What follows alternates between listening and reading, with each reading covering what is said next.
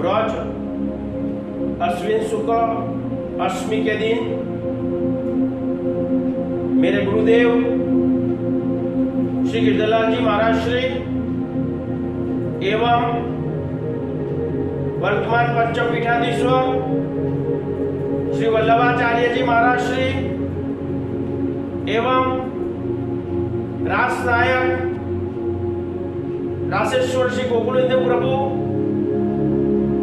और मेरी मैया श्री यमुना जी के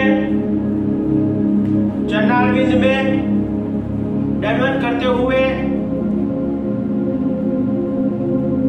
आज अष्टमी का सत्संग की शुरुआत करते हैं। एक बार सभी जन और खेलैयाओं को अष्टमी की खूब खूब बधाई। आठों विलास कियो सामाजू सातन कुंड में प्रवेश जू देवी स्वरूप ठगी ललन आने चत चौथी भी माई पंचवत दुकान आपत रास दास रसिक बिहारी ने गाई।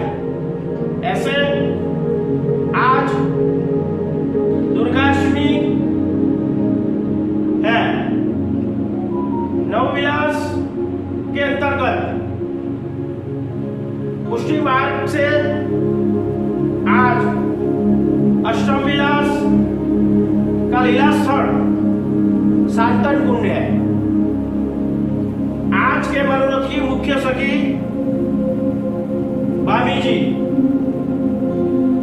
बामा जी यानी कि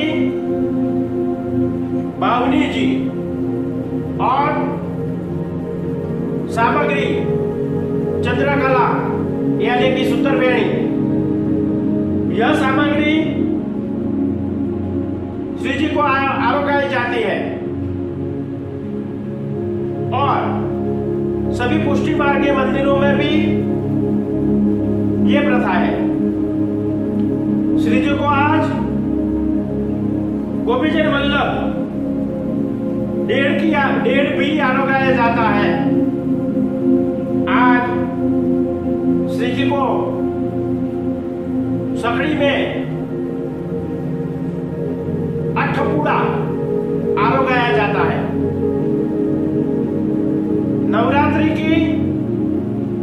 नवरात्रि में मार्गीय मर्यादा मार्गीय शक्ति पूजन के मूल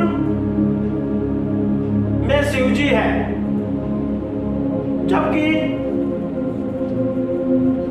पुष्टि मार्गीय शक्ति की लीला प्रकार के मूल में स्वयं नंद नंदन प्रभु यानी कि श्री कृष्णचंद्र है।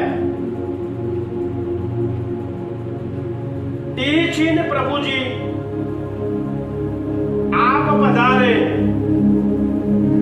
कोटि के मंथन मोहे। उसका विस्तार फिर कभी करेंगे,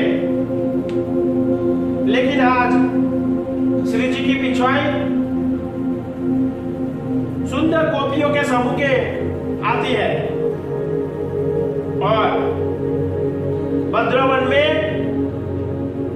वन देवी के पूजन होता है। किंतु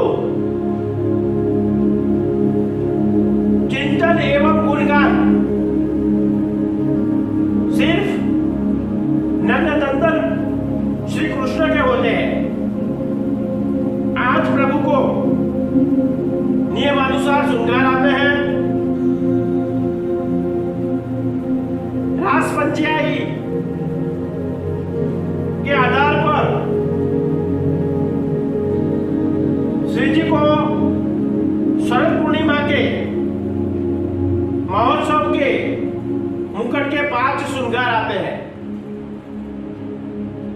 जिनका वर्णन हम आगे देखेंगे। आज महाराज का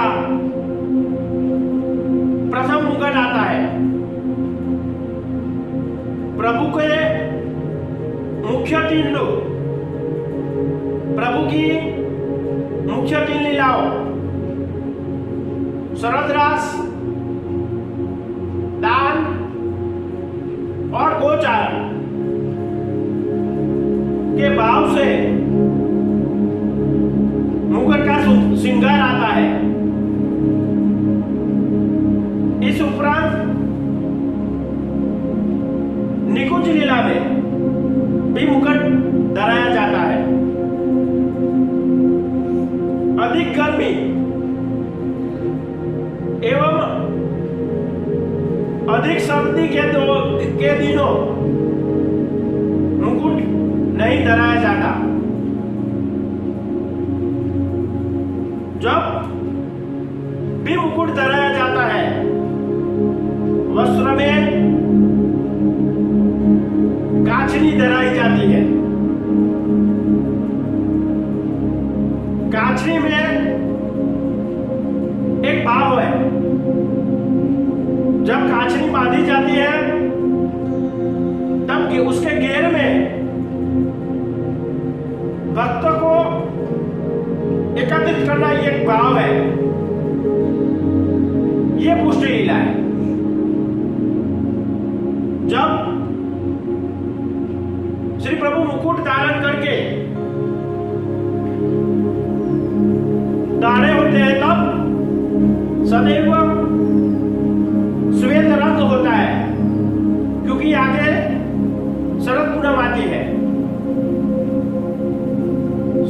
श्वेत वस्त्र चांदनी छटा के भाव से आते हैं।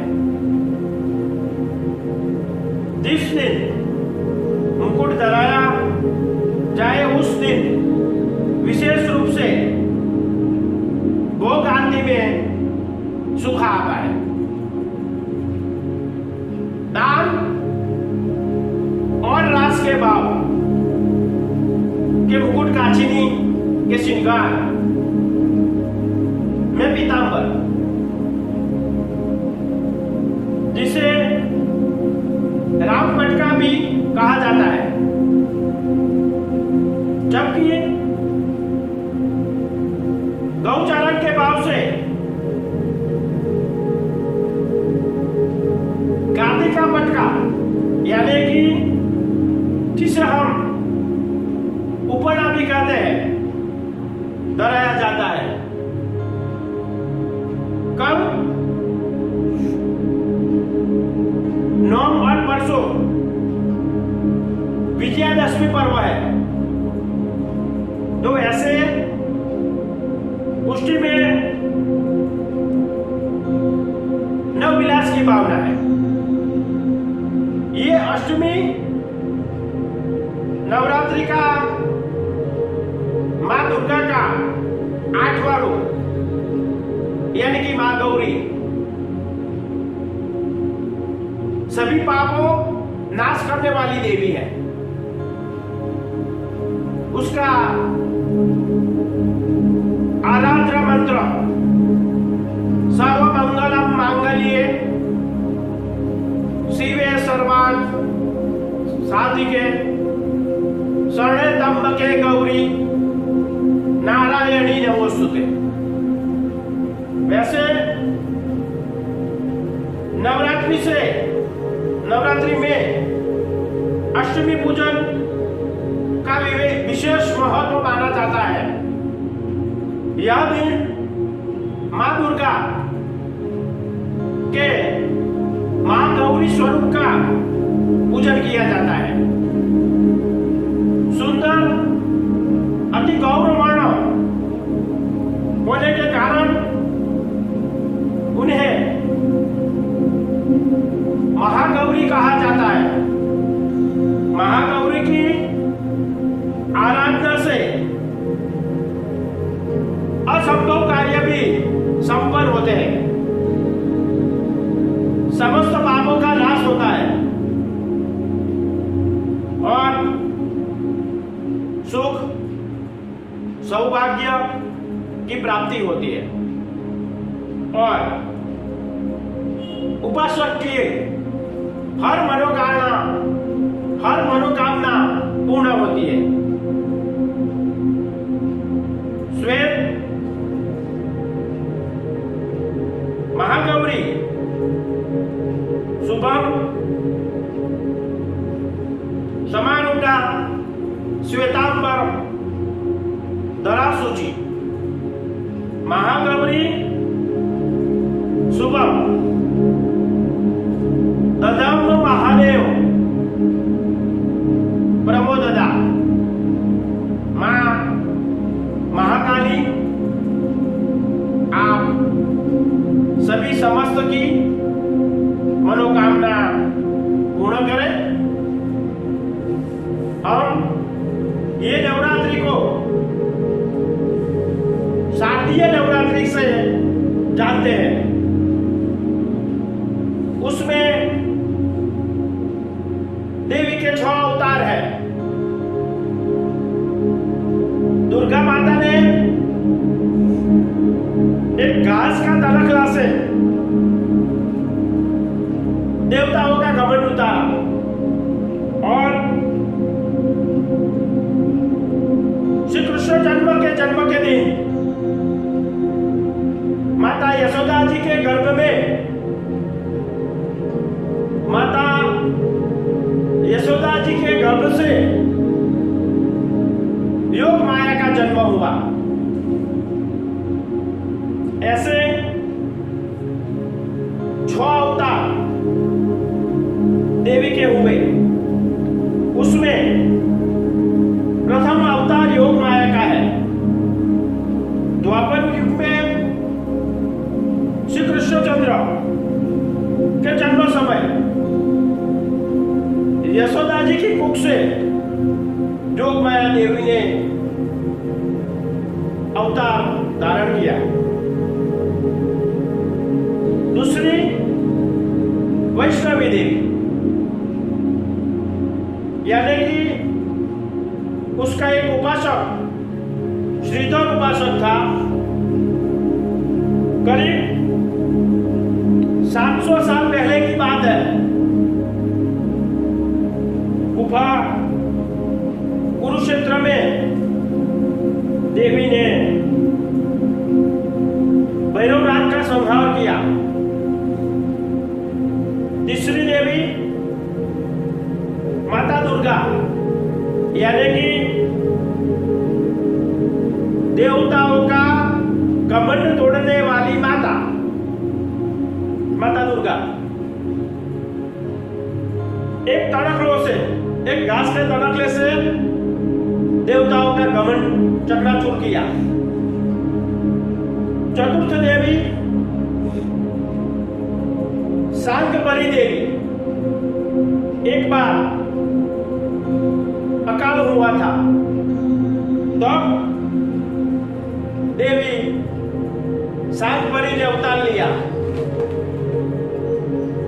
और असंख्य आंखों, यानी कि अखियां और सब्जियां, यानी कि सब्जी के साथ प्रकट हुई। अखियों से, अपनी आंखों से वर्षा, यानी कि बारिश वर्षा के अकाल को पूरा किया। पंचम देवी बामना देवी, एक दैत्य ने बमरी अवतार लिया। देवी असंख्य ब्राह्मणों और मधुमक्खी के रूप में प्रकट हुई। उसने दैत्य अरुण का वध किया और लास्ट में छठी देवी, वो तो आप सब जानते हो कि माता चामुंडा। शुभम निशपुर नाम के दो दैत्यों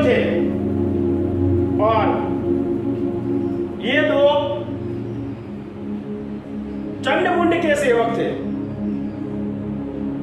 देवी दुर्गा ने उसका वध किया, इसीलिए आज वो देवी माता चामुंडा से जानी जाती है। आज अष्टमी है, इसलिए सनातन हिंदू धर्म में आज हवन होता है। हवन यानी हवन कुंड में आहुति देखते हैं। वैसे तो पूरे भारतवर्ष में अष्टमी के दिन हवन होता है, लेकिन सनातन हिंदू धर्म में 2 जगह ऐसी है जिसमें नवमी के दिन हवन होता है। एक काशी और दूसरी हमारी नगरी उमरेठ यानी अमरावती नगरी छोटी काशी। अब काशी में तो होता है कि नहीं मुझे मालूम नहीं है, लेकिन हमारी अमरावती नगरी में आज भी एक चौक है। वो चौक के बगल में एक कुआं है, उसमें से आज भी उमरेठ में बहरे चौक है, उसके बगल में एक कुआं है, उसमें से स्वयं माता जी का प्रागट्य हुआ है। उमरेठ में छोटी काशी के नाम से जानी जाती है। आज भी आप उसमें हवन के लिए आपका नाम लिखा हो तो 3-4 पीढ़ियों के बाद आपको ये सौभाग्य मिलेगा। वैसे उमरेठ यानी कि पुष्टि मार्ग की पंचम पीठ कामा और उमरेठ ये पंचम पीठ की छोटी कामा है। वैष्णव संप्रदाय में भी देवी की उपासना है। हमारी देवी मां यमुना जी जो श्री कृष्णचंद्र की चतुर्थ पटरानी है। सनातन हिंदू धर्म में सब शक्ति के उपासक थे, लेकिन जब कृष्णचंद्र ने जन्म लिया तब से कृष्ण ही क्लीम है और क्लीम ही कृष्ण है। यानी कि हमारे पुष्टि मार्ग में यमुना जी का स्थापन होता है। हमारी मैया श्री यमुना जी है, उसका बीज मंत्र है ओम ह्रीं श्रीं कालिंदी दैवी नमः। वैसे सनातन हिंदू धर्म में बीज मंत्र है ओम ह्रीं श्रीं चामुंडाय नमः। फर्क दोनों में कुछ नहीं है, दोनों में शक्ति की उपासना है। लेकिन मां यमुना जी आज भी भूतल पर 3 स्वरूप में विराजमान है, आदि भौतिक, आध्यात्मिक और आदि दैविक। वैसे तो पुष्टि मार्ग में देवी उपासना को अन्यासर कहा है, लेकिन अन्यासर मतलब वैसे किसी को मान सम्मान देना अन्यासर नहीं है। अन्यासर का मतलब हम जिसको उपासक, जिसकी उपासना, जिसकी भक्ति जिसका भजन करते हैं, केवल उस पर दृढ़ आश्रय करना और जैसे चातक पक्षी बारिश के एक बूंद के लिए उसको इतना आश्रय है कि एक बार तो एक बूंद मेरे मुख में आएगी, वैसे दृढ़ आश्रय की आवश्यकता पुष्टि मार्ग में है। सनातन हिंदू धर्म में हरिहर बुलाया जाता है। कभी आपने हर हरि नहीं सुना होगा। हरि हरि बुलाता है, क्यों? हरि यानी श्री कृष्णचंद्र और हर यानी महादेव जी। इसलिए महाप्रभु जी जगत गुरु श्रीमद वल्लभाचार्य जी ने कहा है कि आप पहले हरि को मिलो, हर को मिलो, बाद में आप हरि मिले। तो हम कहीं भी जाने वाले हो, विदेश जाएंगे तो हम मन से नक्की करते हैं तो जो डायरेक्ट फ्लाइट मिले ना उसमें जाए हम। वैसे महाप्रभु जी ने वही किया है कि भाई आप हर यानी कि महादेव जी उसको बच के बाद में हरि को मिलने ही जाना है। तो स्वयं हरि के दर्शन के लिए आए थे, जो कि लीला आज भी जानी जाती है। तो पुष्टि मत के अनुसार क्यों हम लोग डायरेक्ट हरि को ही भजे? अन्य संप्रदाय में तो जब आप महादेव जी की उपासना करते हो तो उसका नियम है कि श्रावण मास में ही आप बिली पत्र डाल सकते हो। उसके लिए आपको महादेव जी के वहां जाना पड़ेगा। लेकिन जगत गुरु श्रीमद वल्लभाचार्य जी ने, श्री कृष्णचंद्र ने श्री वल्लभ को आदेश दिया कि आप ब्रह्म संबंध लेके जीव को हमें सौंपो। और पुष्टि मार्ग में कृपा मार्ग है, पुष्टि मार्ग भाव का मार्ग है, इसलिए पुष्टि में कोई नियम नहीं है। पुष्टि तो भाव का मार्ग है। आप जब पुष्टि मार्ग को फॉलो करेंगे तो स्वयं श्री वल्लभ द्वारा ब्रह्म संबंध होने के बाद ब्रज के ठाकुर श्री कृष्ण यशोदानंदन श्री वल्लभ के द्वारा पुष्ट होने के बाद अपने घर विराजते हैं। तो आपको कहीं जाने की आवश्यकता नहीं है। क्यों? जब हरि हर को मिलने जाता है तो स्वयं हरि ही अपने घर अपनी गोद में है, तो कहीं जाने की आवश्यकता नहीं है। अन्याय का मतलब सभी लोगों ने अपनी अपनी तरफ से अपनी अपनी दृष्टि से किया, लेकिन हमने जो दिखाया हमारे ज्ञान से हिसाब से हम सही है कि हरि हर बुलाया जाता है। तो क्यों हम हर के द्वारा हरि तक जाए? डायरेक्ट हरि को ही भजने की जगत गुरु श्रीमद वल्लभाचार्य जी ने गुरु सेवा की आज्ञा की है। तो हम आज भी हमारी गोद में यशोदानंदन आज भी खेलते हैं। हमको कहीं जाने की आवश्यकता नहीं है, कहीं मंदिर बनाने की आवश्यकता नहीं है। सिर्फ गृह में रहकर भी हम प्रभु को पाल सकते हैं। ऐसा हमारा पुष्टि संप्रदाय है। फिर से एक बार आप सबको अष्टमी की बधाई देते हुए अगले दिन नवमी के दिन आगे बढ़ेंगे। आज अष्टमी के दिन इतना ही समय के मर्यादा में रहकर मेरे वाणी को, आज का सत्संग को श्री यमुना जी के चरणारविंद में समर्पित करते हुए मेरी भगवत वाणी को विराम देता हूँ।